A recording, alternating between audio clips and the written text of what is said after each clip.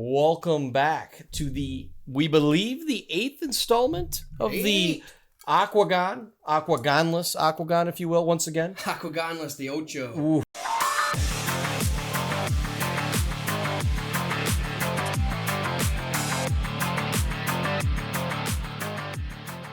And quite frankly, there's a lot of layers to peel back on the onion on this show, quite frankly.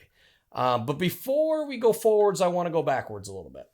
It's been a week or so, a little week and a half, give or take, depending on when we get this thing pumped out. But what I do want to discuss is the last pay-per-view. Ooh.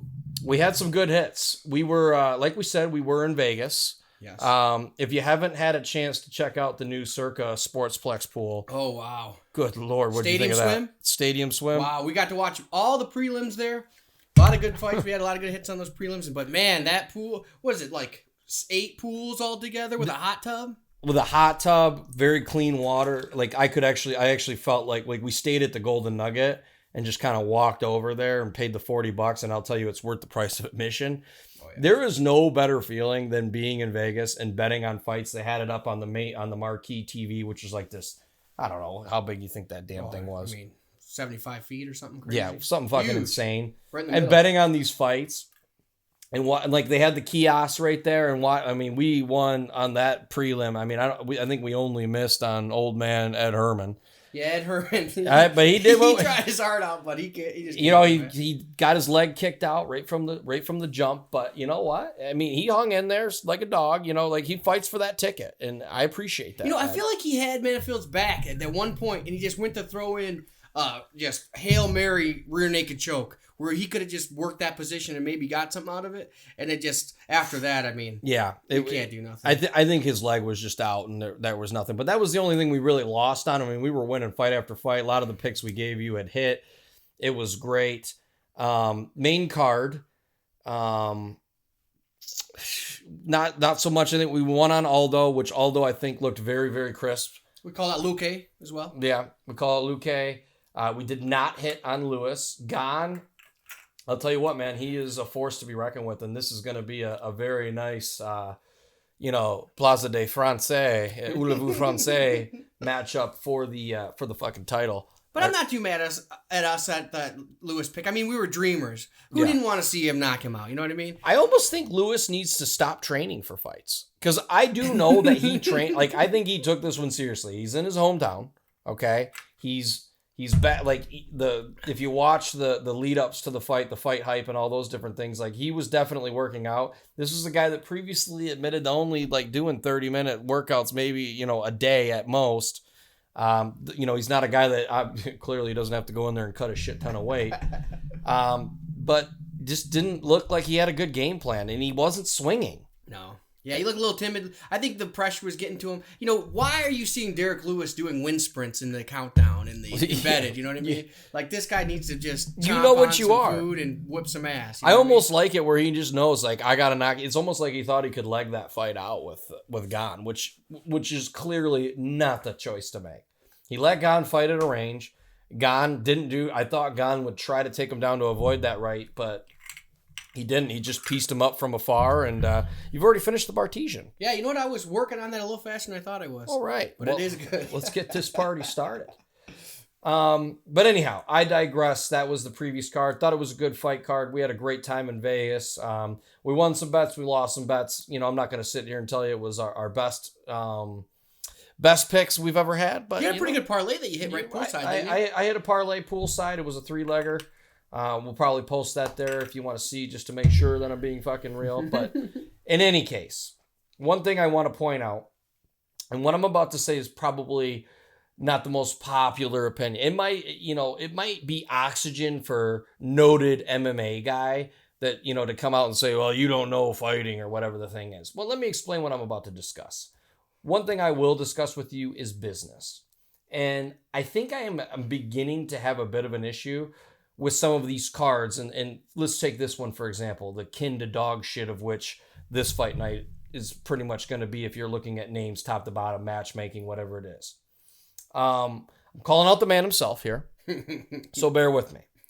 But I think that Dana needs to flip the way that he thinks. I think that putting just fight cards out to put fight cards out I think it worked in the COVID environment when you didn't have competition. Sports were shut down. You were the one. And I think it was brilliant. I mean, he's a great business mind. Again, I'm going to call him out for one thing. I'm going to call the man out for one thing. This doesn't mean that I'm trying to desecrate the man's career or I'm saying that he needs to be burned at the stake or step down or any of this shit. Old Uncle Dana? Yeah, Uncle Dana.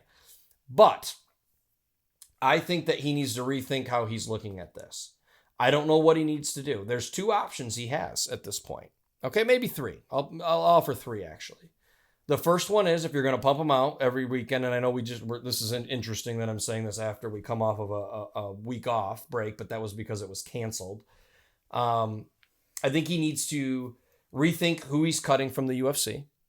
And I actually I took the liberty of pulling up the list of some of these names, and I'll just kind of give some names out there.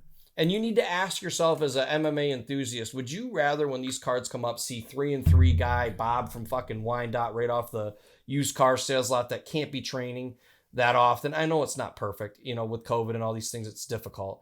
Or would you rather see some of these names? So I'll start, and listen, there was, just in 2020 alone, there were 71 that were cut. Ray Borg. He's a fun one. Romero, Austin Springer, Ben Saunders. Maybe we go back a little bit. Let's talk about Paige Van Zandt, Rumble Johnson. I know there was some rumblings, pun intended, about him retiring, but now he's fighting in Bellator. All these different things. Why are we is paying, let's just take Romero, for example. He was your marquee his last 2 fights, and yet you just let him go. Why? Is he going to make you file for Chapter 11, Dana? Like, what's the fucking point? You could put him as a co-main on one of these fight nights, and now you might have something. Real talk. Half these guys, we were actually looking, if you go to Tapology, not a plug, we're not getting paid any money by them to plug them by any means, but you can't even get a fucking picture of some of these guys. Like, it's crazy, right? You can't just call a local photographer, get them out there, snap a shot, and throw it on there. Yeah, go screen grab from their Facebook page. Come on. Option numero 2. Let's get some of these fighters that are somewhat inactive to fight a little bit more. Okay. We had a couple of pre-show. We discussed a couple of names that come to mind. A couple of inactive guys that are big names that can probably make a card for you or make it somewhat interesting. One that comes to mind, I think Nate Diaz is very inactive. Yeah. He's towards the end of his career. Why can't you get some PR guy or someone, some agent in his ear, sales associate, what have you? Listen, we're aging. Your last couple of fights, you haven't looked the best. You've been a punching bag. Maybe it's time to start taking on a little bit more action. Get yourself a couple of big paydays before it's time to hang up the gloves. You know what I'm saying? Like, I think that is interesting. What was our other boy? He had a tough loss. We were just talking about him. Ryan Hall. 2 years since that guy fought. And it wasn't because he didn't want to fight. Yeah, we couldn't find somebody to fight him, though. But that's the problem. Yeah. That falls on Dana. Let's get some fucking guy to fight him. It's a name. Let's get him out there. Yeah, you got that killer to fight him, and then he kind of looked stupid, but, he could put a fun fight on. Maybe your prelim, headliner, anything like that. Yeah. Put something together. He's someone that and that you're ready to watch, and that you want to watch. He's entertaining. The way that he fights is entertaining. I'm sorry. It just is. He was on the Conor McGregor, Uriah Faber Tough House too, so a lot of people tuned into that one. So it's somebody you remember, somebody you know. Exactly, these big name guys that The point is, he does have the talent on the current roster. I think maybe it's probably the latter, like a little bit of both. Rather, he should have maybe not got rid of some. Anderson Silva's gone. Like, I think we let go of some of these guys that we still could be put. If you're gonna pump a fight, if your goal, which I think is excellent, as a fight fan. I just want to preface this by stating I want to see fights every single weekend. Yeah. I'm good with that. Oh, for 100%. 100% I am. I had to draw a Saturday. But business-wise, I think it dilutes your product if you're sending out bullshit. You know what I mean? Guys that that are gassing in the third round, guys that no one has heard of. You got to have, at least at the bare minimum, do what you will with the early prelims, maybe even the prelims. Put a nice headliner on there, sprinkle it in, maybe a couple of good co-mains, maybe a couple of good matchmaking. I know that you have the talent to do that. But for God's sake, like this card here, like I said, kin to dog shit.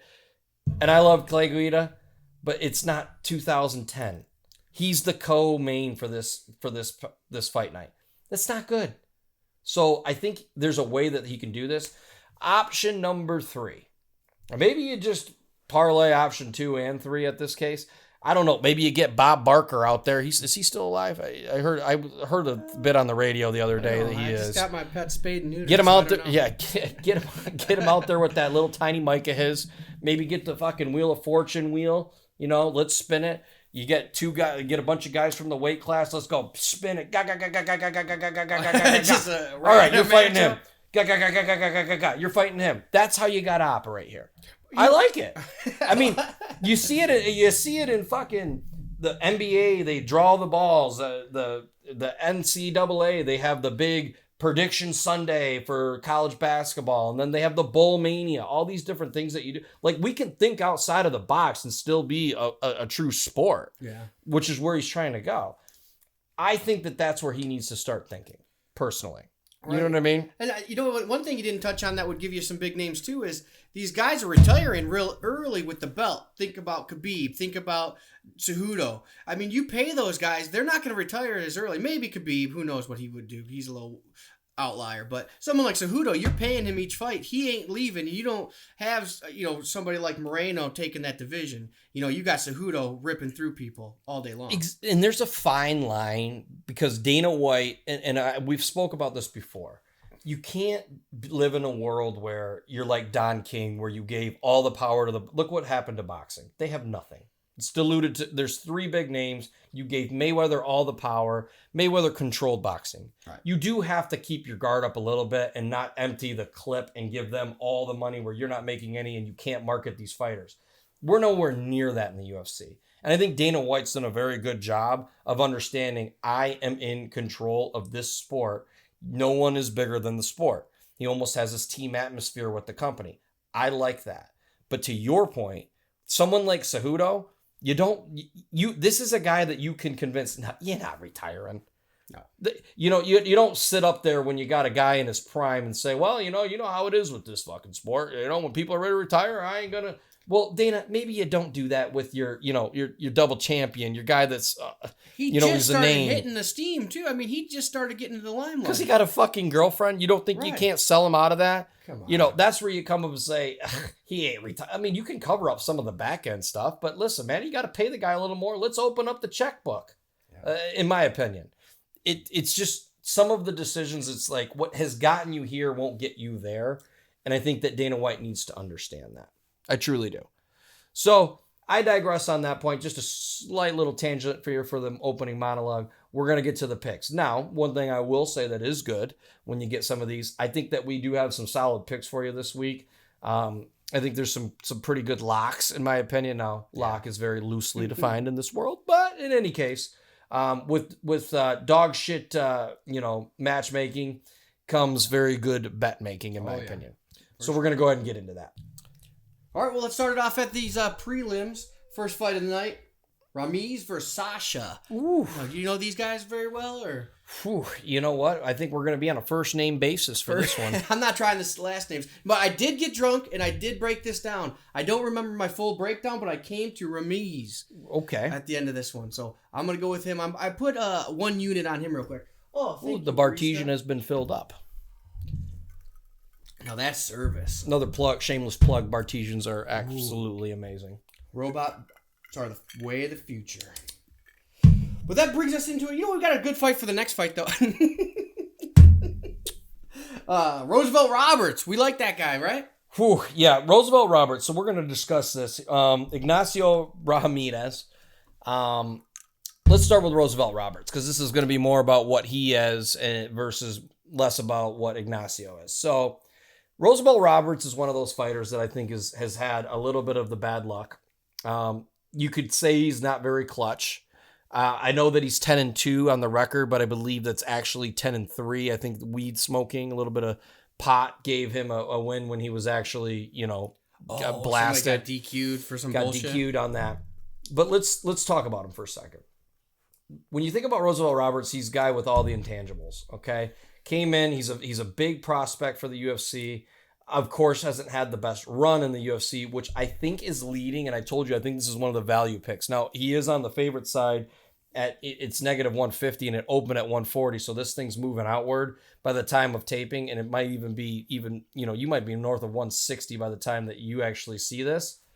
But there is good value on this pick, I think. I think there's a lot of recency bias with him. Roosevelt Roberts is one of those guys that can do it all. I think he's got a very slick jab. I think he times it well. And I think he connects well, connects hard. I like that he moves really well. I think he has a good kick, too. He's one of those guys, and again, we've talked about this ad nauseum. The people that the new meta in the UFC is if you're able to kind of slide those kicks in really nicely with some good boxing. Right. This is what Roosevelt Roberts does best. But then you ask yourself, okay, what about the ground game? The guy has a good ground game. He's always attacking submissions. He's good at that. So anywhere this fight goes, I feel comfortable with Roosevelt Roberts. Now, is he chinny? You can make an argument. I think the jury's still out on that. Is he clutch? I think you could say, yeah, he's not clutch at all. But at the same point, I think there's more relevancy in that in like basketball or football or some shit, but not in MMA. MMA, there's always a puncher's chance you can get hurt out there, and it changes your whole game plan. You heard it best from a gentleman named Michael Tyson. Everybody has a plan till they get hit in the face. This exists in this sport. It just is what it is. I mean, if there was someone with a perfect formula for it, we wouldn't be sitting here. We'd be in a bigger fucking hot tub. The hot tub would be fixed. We'd have the optics fixed. We're not there yet. I guess you're not supposed to stick 2 hot dogs in the jets at the same time on a hot tub. Weird. But, Ignacio, you know what? I was watching his last fight. I had a little tape on him. Like I said, I was doing a little bit of drinking. We had a Saturday without a fight, so I was doing a lot of tape watching.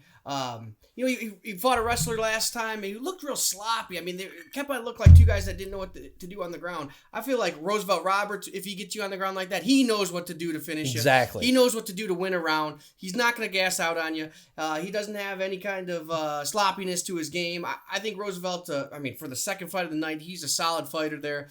You're going to see his name again when we do our parlay section. I got Roosevelt in a couple of parlays. I like him a lot in this fight. You just said the key word. He's a great parlay piece too. Mm-hmm. At -150, are you gonna be breaking the bank? No, of course you're not. But at the same time, I think that when you look at it like from the aesthetics of the fight, wherever this thing goes, he's got the advantage. And if you're getting that at -150, and those of you who maybe got in on this, at -140 where it opened, you're sitting pretty good. He's a guy that, I think I can see him just absolutely piecing him apart from start to finish. Maybe if you want to sneak in the over, I can see that too. I don't necessarily see a knockout. If I were to bet, if you're like a prop better, like you just said, I think that Ignacio is not the best on the ground, so you could see a submission there because make no mistake about it, Roosevelt Roberts has that. So I'm a lock. I'm picking Roosevelt Roberts. I'll probably have him in all my parlays, my DraftKings, and I'll probably even put a individual bet, maybe 1 to 2 units on him. I think that I'm Roosevelt Roberts all the way on that. Yeah, I got a couple units straight up on him as well. So I like Roosevelt. Okay, so real quick. I don't have too much to break down about these, but William Knight and Fabio. I'm going to take Fabio. I just think he's got a little bit better gas tank. I think he can get it done in the long run. Nothing really about William Knight impresses me. And I'm also going to take Josane Nunes. I like the surname Nunes. She's got some power behind it. And she's the kind of chick that can, lay on her back, get beat up, get pushed around, and then still have the power and the gas tank to finish in the third round. So I'm going to take her. I would like to illuminate your brain here a little bit on the William Knight fight. Okay. These are kind of some thoughts I have on William Knight.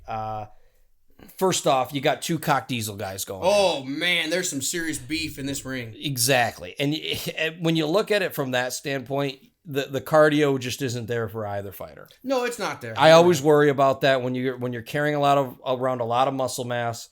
Those are usually the guys that gas. So you got 2 guys with not the best gas tanks. Mm-hmm. So that kind of becomes null and void to me. One thing I like about William Knight is his ground and pound. When he gets on top of you, he gets that big chassis on top. He can really lay some damage from the top. I have a lean for William Knight on this one. I'm not for sure if I'm going to bet it. I probably, well, who the fuck am I kidding? Probably at the time of when they walk out, I probably will have a bet placed of some sort, whether it's a parlay or an individual bet. Put a unit or 2 on them. Mm-hmm. We'll see. I'm not there yet. I haven't placed anything current time of taping. But I would go against you on that. I would lean William Knight. Yeah, William Knight. Well, you're talking about 2 guys that, are pretty similar in build, similar in fighting styles. And then you got plus 185 for my boy Fabio. I mean, how do you take the favorite in something like that? I just thought he had a little bit better gas tank, maybe a little bit more crisp. Like I said, I got a little drunk and watched some tape. I couldn't agree. I bet with him. I agree with you though. Lines matter. Listen, at plus 185, I'm not going to argue that there's no value there. I mean, you got two big guys. Either one could gas, if not both. Probably both will gas.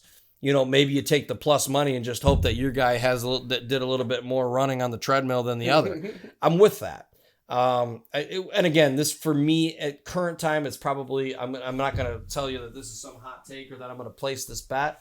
I would just lean William Knight if anything. Oh man, I don't know if you know about this real quick. I know Fabio's not a household name, but he is coming out of Triforce against very good Thornton very good Martial club Arts. There. Very good club. That sounds like a strip mall martial arts club over there. Yeah, very good club. So I don't know. I'm gonna take the dog on this one. All right. We always gotta have a nice friendly. Yeah, you got. Yeah. Well, did we have a bet last time? Oh shit, we did. You had Aldo. I had Aldo, but I ended up flipping. But yeah, I don't remember what the bet was. I think it was like a shot of tequila or something. I think you said you were gonna flick your nuts a bunch of times. That might have been it too. We're gonna have to review the tape and we'll circle back on this one. Let's move on down the card, though. Aldo did look like a fucking killer, though. By the way. Aldo was good. Man, he's looking good. I'm excited to see him fight again. And they were both 34, so it wasn't even like an age difference there. Most people thought that. I saw that talking to people. It's Aldo's like that Brazilian 34, where it's like, is he really 34 though? He kicked too. He kicked. Oh yeah. He was kicking. Man, and I said that to him, like, if Aldo kicks, this is a new game, and he brought the kick out, and my God, those were lasers. Whew. We're not gonna make this about Aldo though. Well, again, clip it in. Tangent down. We're going to move on to my boy, Brian Kelleher. Oh, okay. Versus Domingo Pilarte. Okay. Brian Kelleher, a couple things to note. Okay. Maybe if you're looking at if you're crossing out his last like 3 fights, 4 fights, maybe not a stellar record wise, if you're just looking at that. But a couple things to note with Kelleher. We are back down a weight class because he was massively undersized as far as height. I think up a weight class there. But one thing that he learned, and I'm going to get to it. I know that his opponent is much taller than him, but he is used to this. He closes that distance very well, and he's one of those guys that just fights for the ticket, man. Yeah. When I bet on him, I've won money on him, and I've lost money on him, admittedly so. But the one thing I can always say about Kelleher is he is always in it. He's got a lightning punch. He'll get down and grapple with you. He'll hit you in a guillotine. He's one of those two-way pressure guys that you just get that two-way impact where anywhere it goes, he's in it. Great gas tank. I love bet. By the way, if you'll recognize one thing with me and my cohort here, Dave, we love betting with gas tanks. Oh, if you're a guy, if you have a bad gas tank, you're not getting my money no matter what. Well, if you're in the UFC, you got a chin, and if you don't got a gas tank, you're gonna lose. Exactly. I mean, it's math at this point. But the math. That's my take on Kelleher. I love how he is he a smaller fighter in most of his fights? Yeah, he as far as being shorter. But being 6 foot tall at 135, that I mean, this other dude's 6 foot tall and 135. What kind of body type do you have to have that? Long and lanky. Nate Diaz. That's an interesting move. It is. But the thing is, when you look at Kelleher's fights, he is very good at closing the distance and being that in-your-face fighter. Yeah. He'll take that away from him. And there's certain fighters where the height does matter, and I will give it to him all day. Where if you want to fight at range, there's a lot of good tall fighters that fight at range, and it's dangerous. But I will give you another one that is very good at closing the distance. Let's rewind 2-3 weeks ago. Dillashaw. Very good at closing the distance and being in your face. What does Sandhagen like to do? Likes to fight at a distance and pick you apart. And then land those big shots, whether it be a knee or an up kick or any of those things. I told you guys, he needs to develop that low leg kick to keep people at a distance. His opponent, I don't think, has a very good leg kick. No. I don't think he's going to keep him on there, which means you're going to get the distance closed and he's going to take your biggest advantage away from you. So I'm Kelleher on this one. Right now, if I'm going to give you the line, it's -170 if you're going to go with Brian Kelleher. So, it's a little bit on the high side. Again, another favorite. Don't worry. We got some. I got 3 units on Kelleher, and I got him in my parlay, along with Roosevelt. He's in those. So another parlay piece, 3 units on him. I'm feeling good about him. You got to put a little bit more on these favorites because they're going to be cashing for you. So Exactly. And just so you guys are aware, I do want to give you a little bit of a glossary here. We're using the term unit. If you were wondering what a unit is what you would regularly bet. And if you're going to say, like, let's say you're someone that bet, it's kind of your ledger for how you're stacking up. If I'm someone that bets 1,000 a fight, okay, and maybe Dave bets $10 a fight, $10 would be his unit, 1,000 would be mine. But how do we stack up how good we're doing? Because if I win 2,000, because let's say it was just a pick 'em, and he wins 20, we both picked the right fighter. So him saying that he would play, and I'm not saying he bets $10. I hope you don't fucking. I mean, bet we're $10. at my house and we're not in a hot tub, so do the math. Maybe he does bet $10. If he's saying 3 units, that would equal $30, give or take. You get the point there. Because we're hitting you with new terms. I'm sure you already know that, but I figured it was a point of reference. No, that's a good point. We got to teach some people too. I mean, MMA has really taken off. We probably do have a lot of newcomers watching the show. We probably got some hardcore fans that are ready to bet every fight. But these cheap states love these free fights. I love it. And you're getting into the fights. You're watching them for free. You're getting You're making some money with our picks. I love it. Beat it. Yeah, you got to find out what that average bet is, folks. It's important. All right, and do we have anything? So you're Kelleher as well, right? Yeah, I'm Kelleher. Yep. Okay. So we're on the same page on that one. We're gonna move on up the card here. Now this one here, we're getting into where I'm gonna choose as a dog, and I think it's my dog pick of the night. Brandon Royval versus Alexandre Pantoja. Now, Brandon Royval is one of those guys.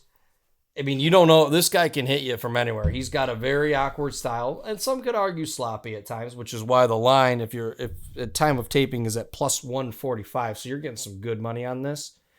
But he's a guy that can. He again has that two-way impact. And if you're giving me plus money on a guy with a good gas tank, two-way impact, great in the scramble situation, always active no matter where he is. He's been taken down. He's trying submissions. He's hitting you with elbows. He's punching you. He's trying to get out. Gets out. He'll hit you with some crazy ass. What was I can't remember who he was fighting, and he got absolutely pegged right on the chin. Goes down, but guy starts unloading on him, and he comes back up and hits him with a spinning elbow and knocks him down. I can't remember who it was. I think he's actually got a win over Moreno, if I'm not mistaken, too. Brandon Moreno, a current champion. And, I know that Moreno's progressed quite a bit in his career, and there's different things to say about that. But albeit as it may, I think that Royval's just one of those guys that has all the intangibles. It just hasn't come together yet. And you have to ask yourself, you're going to keep, into perpetuity, you're going to keep getting plus money on him until it comes together. I think this might be that spot where it starts to come together with him. And I really see him finishing this fight. I don't see it going the distance. I don't know what your take is. His last loss was Moreno. Moreno beat him for his last fight. Moreno beat him. His last fight. Yeah. Okay, so he lost to Moreno. Yeah. So it was a good fight. I thought he beat him in the one of the guys on this card won't beat Moreno. Either way, I think that I'm still with Royval. That doesn't change my mind whatsoever. I just think that you got a lot of talent, and I think the thing with Royval is he just hasn't found that way to put it all together and really go on a run. But I think it's kind of like this bubble that's just gonna burst. You know what I mean? Yeah. When you got a guy that's that good anywhere that the fight goes, it's just about growing, learning, and he's young enough where he's gonna figure this thing out. And I think this is this might be the start of a streak for him. Okay. And at plus money, can't argue it. Yeah, I like the plus money. I don't have any straight money on Pantoja. How do you say it? Do you remember? Pantoja. But he was the one that beat Moreno. He's got the win-loss. That's what it was. The last 4. He hits, he doesn't hit. Hits, he doesn't hit. I got him in a parlay right now. He's kind of a game time decision with me right now. I like the favorite in this one. I'm going to have to see what he looks like at the weigh-in. Maybe see what he looks like the night of the fight. They always do such a good job of putting together some shit that you can't find on YouTube right before they walk out on the... they're finding stats that you never would hear before. They're, Bisbing's shouting out his wrestling career from way back when you never knew about. Something like that all the time. So this is going to be a bet for me that I'm going to take as they're walking out. I got him in a small parlay right now, Alexandre, but I'm leaning towards him. But like you said, that plus money, and I can hedge a little bit on my parlay. When you're done watching this, look up, and I do want to apologize. Moment of weakness here. I knew it was one of the two fighters that beat Moreno. I just am picking the side that didn't, and I was maybe wishful thinking that he did. But when you look at his fight tapes, the guy is so athletic, so fast, and he keeps this pace the whole fight till he goes down. Like that kill or be killed. Like, listen, he is a guy that is, he can be taken out. You know what I mean? Like, I'm not going to call him chinny, but he's one of those guys that can lose before the fight goes to a decision. So you're not putting it in the lay of the judges. You look at his opponent, Moreno's a very good victory. Yeah. It just is. I mean, any way you want to see it. But Moreno, I think, just like I was saying when I thought my guy beat him, which I was clearly wrong about, but either way, Moreno has progressed incredibly.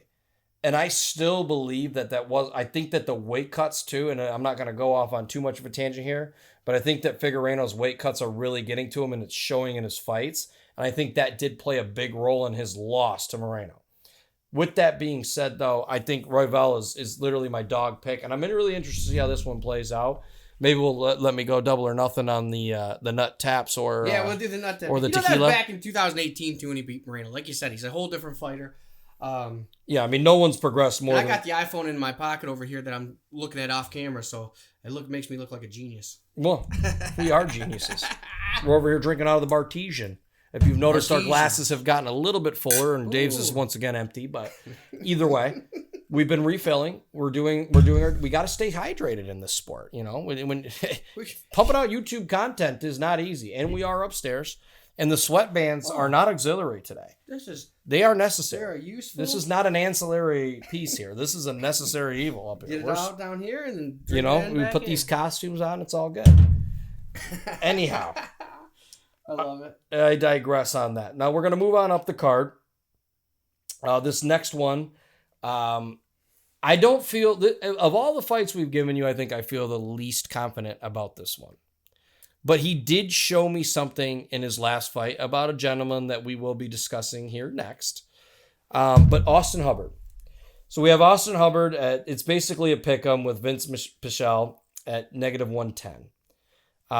So you're paying the juice either way for each fighter at the time of taping. But the one thing I like about Austin Hubbard, and we kind of alluded to this earlier in the show, I love a great gas tank. Now, this isn't to say that Vinc Pichel doesn't have a good gas tank. He does. And he's not a guy that dies. He's not a guy that you're just going to go out and get a knockout. He's getting a little old, too. He's 38 years old. He's 38 years old. But one thing that Austin Hubbard showed me in multiple fights, but more importantly his last fight, but he ages like a fine wine in that octagon with each round. I don't know if it's because he's figuring you out or the fact that he just doesn't slow down. And I think that's extremely important. I love his leg kick. We talk about the meta. He's one of those guys that can come out and take that lead leg right away from you. And it's just one of those things when people do that consistently, what you're thinking when you're betting is, my God, he's going to lay those lasers on that leg. He's going to put a lot of damage on that leg. And if he comes out of that first round and Vinc Pichel doesn't have that lead leg anymore, you literally never see those. Like, if there's one thing that's true in the UFC, when you take a guy's lead leg out early, they don't win the fight. Bottom line. We talked about fucking Ed Herman. Crazy Ed Herman. Crazy Ed out there. Didn't have a lead leg. You knew it wasn't there. I forgot the names of the fighters, so I apologize about that. But the first fight the second fight of the night, they took the guy. We placed the bet on him. God damn it, I can't remember his name. But anyhow, he took his lead leg away. The guy had nothing. You have no leverage. Rodriguez? You can't load your shot up. And I think I can see that happening here.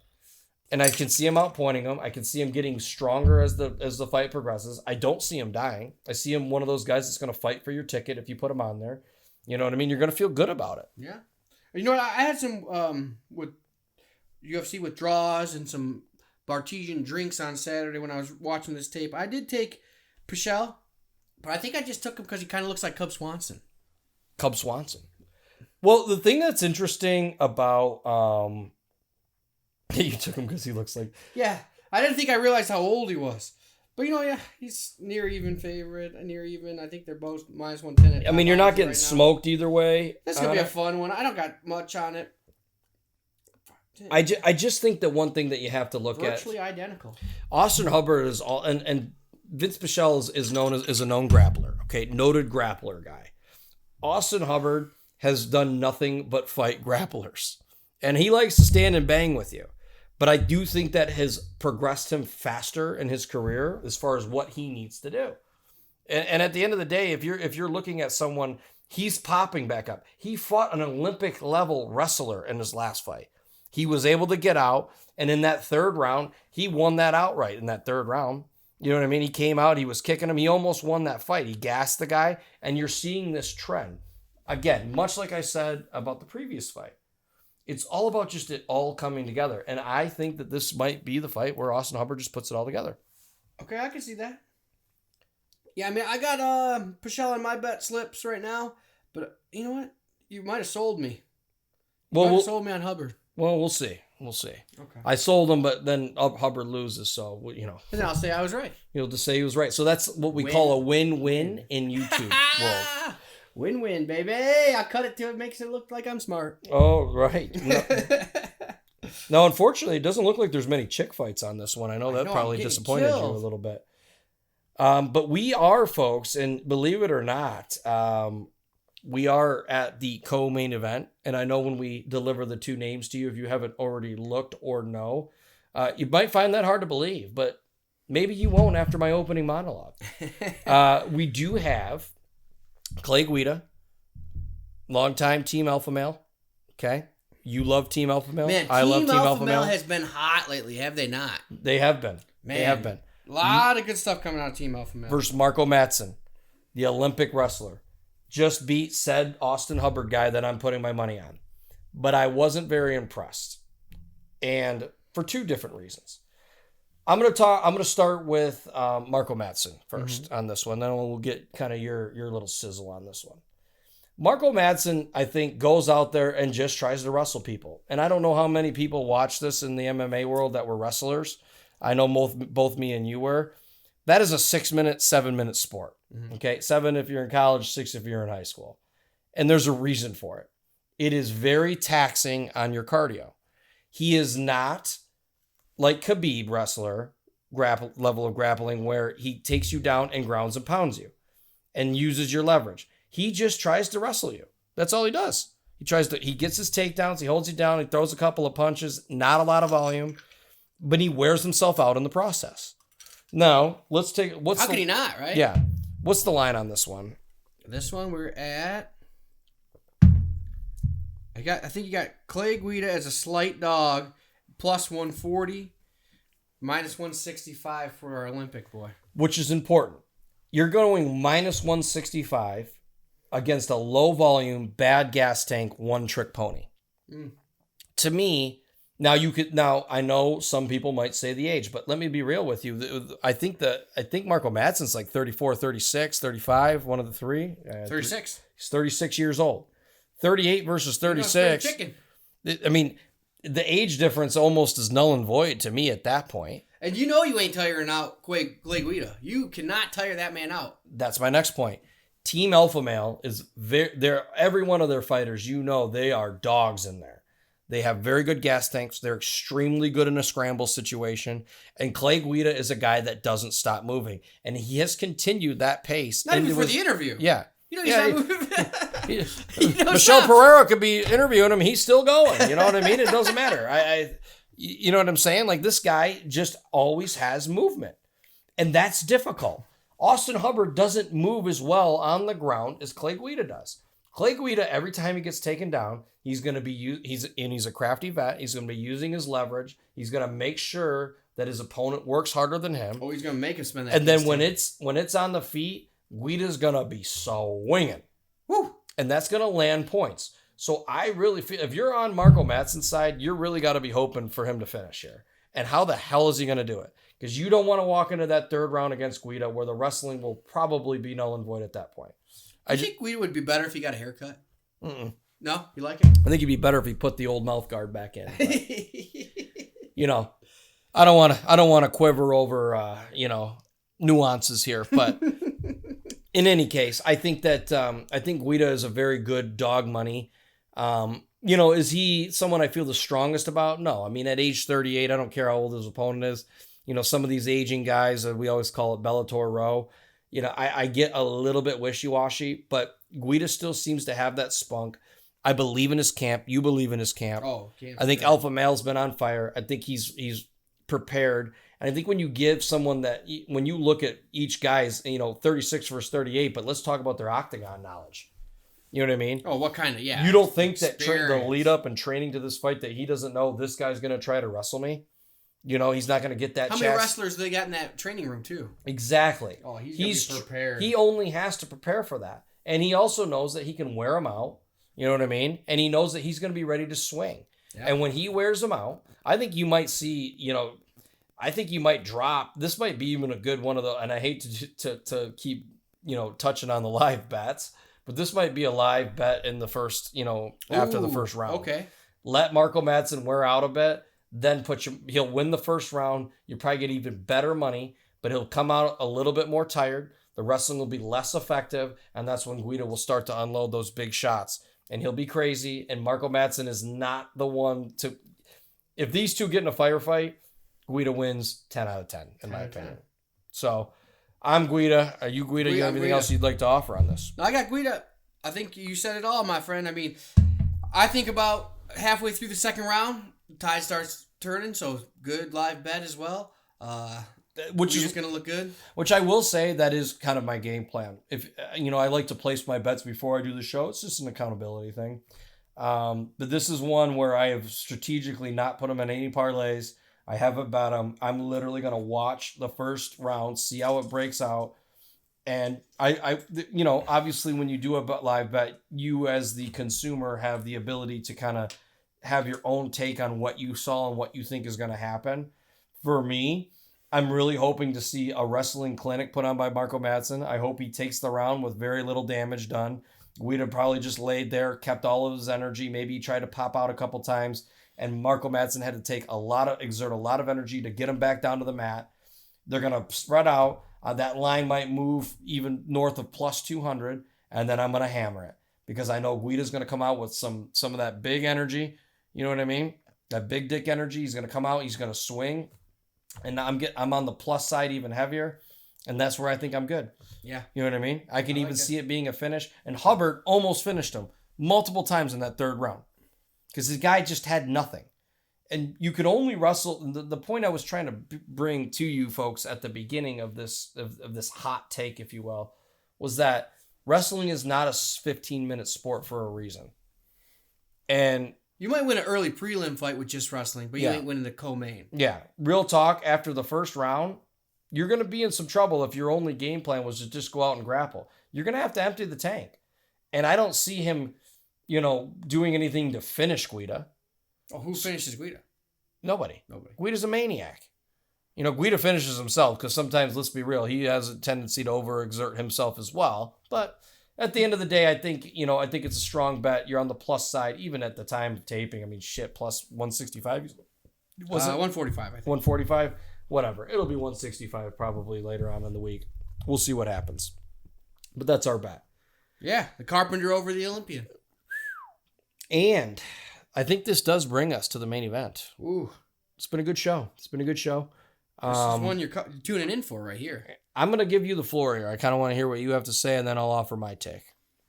Man, Kelvin Gastelum, he's an interesting dude. What's the line here between the two? Yeah, the line on Tapology's telling me the line right now, we got slight favorite Cannonier at minus 165. You can get the dog Kelvin Gastelum at 135.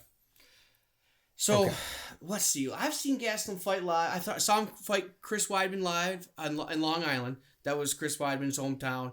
And, he's come a long way since then. A lot of things happen with Gastelum. I think he's down a weight class now. I still think he has both fighters. Cannonier and Gastelum both have power. They both have that knockout power. They both can just they load their punches up very nicely, and when they connect, it's a problem. So you have that for both sides. So keep the line in mind. One side is plus money, one side is a favorite. Okay. I want to bring in kind of the X factor for me. Gastelum has better grappling. Gastelum has the ability to take someone down, pound you out, maybe get a TKO, work for a submission. He has that element to his game. Gastelum, I think, if he's smart, and hopefully he's smarter than me, he does this for a living, that might be his game plan here. I can see Gastelum kind of testing, Gastelum testing the water, maybe playing with his food a bit, seeing what they have. They're both going to strike. He might get, he either is going to ping a nice shot off Cannonier and stay on the feet. But I think if he gets into a little bit of trouble, he has the backup plan. He has the plan B. I don't think Cannonier has the plan B, in my opinion. No, I mean, I don't think Cannonier can match him in a 5-round fight with a gas tank. You're looking at a 37-year-old Cannonier, and I mean, he does look impressive and he looks good, but man, Gastelum's just a dog, and he's really ready to hit that stride again. I feel like. And you talk about the gas tank. Gastelum, I think, has gotten in better shape. I mean, he had weight cut issues before. I am interested to see. I mean, listen, the jury's still out on whether or not he makes this one. Being that he's back down the weight class, but. I think he's trimmed out a bit, which usually is an indicator that you're doing a little bit more cardio, which is an indicator that you're going to have a better gas tank. Younger fighter. I think that Gastelum has been fighting the better competition. He's been fighting at the top. The top of the top. He's been fighting at the top, and he's knocked down the top, And I think that plays a role, and I think that some of this recency bias, and when you look at just kind of if you maybe look at like a 5-fight horizon between the two, you're probably going to say, yeah, I mean, it makes sense. Cannonier is the favorite, of course. But when you break down who Gastelum has lost to versus who Cannonier has been fighting, and it's not that Cannonier has been just fighting absolute ass cans, but, at the same time, it's not the same level that Gastelum has. Yeah. I mean, their common opponent, Jack Hermansson, Cannonier got it done. Gastelum couldn't get it done against him. What do we know about, Jack Hermansson's one of those guys that's up in the air. I feel very strongly about him. Yeah, I know. He's one of my favorite fighters, actually. But I do think that there's, I think the jury is still out. Like we said, there is levels to this game. There just is. Am I saying that Cannonier is that Vegas has got this wrong, or if it was, flipping a coin that I'm just, I don't know what the case not would only be. the just levels, there's matchups. I mean, the matchup between two guys that are going to grapple, Hermansson's the better grappler between him and Gastelum. Now, Cannonier's going to strike with you. Cannonier's a better striker than Hermansson. So that's, I think, where the... And we're not going to doubt... I'm not going to doubt. Cannonier has absolute blistering power. Yeah. But this is the thing. Again, I'm going to circle back to the line. You're on the plus side. Gastelum has absolutely blistering power as well. He can put anyone on his ass. He put Asanya on his ass, for crying out loud. What a fight that was. You know what I mean? He put... Well, I don't even want to go that route out in Asia, because I think that fight, he took that right off of George St. Pierre. Bisping. So I don't know. But took it China and either way, he destroyed. He retired Bisping is what he did. So you still have the power on that side. But again, you have the grappling on that side. You have a lot of different ways it can go. And in a 5-round fight, I don't know that I'm not going to really put any justice on either guy's gas tank at this point. But in a 5-round fight, give me the Swiss Army knife versus the one-trick pony. And I think that the biggest thing, and again, with someone like Cannonier and the way that Gastelum could go out and fight, yeah, he'll outpoint him. He could. There's definitely the option for that. He'll hit the bigger shots. He could do a lot more damage, and he'll score big with the judges. But I don't know that that's the fight that Gastelum's going to fight. I just don't. And I do think that the age is a factor here. I do think that because of the age, the cardio could be a factor, but I'm not going to give you this spin on the cardio like I just said. But for me, I think give me the plus money, give me Gastelum. Yeah, Gastelum. You got a guy that's coming into his prime. He's 29 years old. He's coming into his prime. He's already fought the top of the top. He's lost to a lot of the top of the top, but that gives you experience. He was still there. Now, you're talking about a guy that could be champ next. I got Gastelum. He's the dark horse in that division, 185. I don't think anyone's beaten Asanya unless it's Gastelum. Yeah, and Gastelum could be that guy when he could hit his stride at 32, 33. That's what I'm saying. When he's in his prime, coming up. And you could see it. Now, this is his Alamo right here. He does need to get this win to make or break on this one. He really does. Now, we're not, maybe Dana will cut his ass. Who knows? We're not going to go back down that rabbit hole. But Travis, see if he cuts him. At the same time, Gastelum will go down in levels if he does lose this fight. If he wins this fight, goes on a run, develops his game, at 33, he could 32, 33, 34, he could be that well-rounded guy and make himself right back up to the championship belt. Yeah. Because maybe it was just too soon for him. It might have been too soon. Young kid. Yeah. He looks a little older than he is, so you get it. You don't realize that. Yeah. Won the Tough House, right? Did he? Yeah. I can't remember. It was last pick, I believe, and he won the whole thing. He was just a little chubby monkey back then. Like I said, he's trimmed out a bit. Yeah, maybe he hits the keto diet. We'll see what happens. But that's what we have for you this week. We will be back next week, assuming the card doesn't get canceled because it's just a bunch of cow manure. But I like the main event in that next card, though. Well, we do a fun one, fun main event. So we're looking forward to do that. Will we be back in the hot tub? Hopefully, we'll see. We might give it another run. Fingers crossed. But we want to make sure that we're delivering the content where you can at least hear us. And we also want to be in a clean hot tub. Oh yeah. So we've drained it. We're going to clean it, bleach it out. Should be cleaner water this time, but we're going to be good. We're going to be good to go. So we're looking forward to the next installment, which will be number 9. And then by number 10, we should have a nice little pay-per-view for you to sprinkle in and some big names to discuss. Big pay-per-view coming Hopefully up. we can win some money with this. As always, we will post our winnings and or our losings. We'll show you the good, the bad, the ugly. I'm Stuart Steel Cage. Whamma Dave. This was the Aquagon.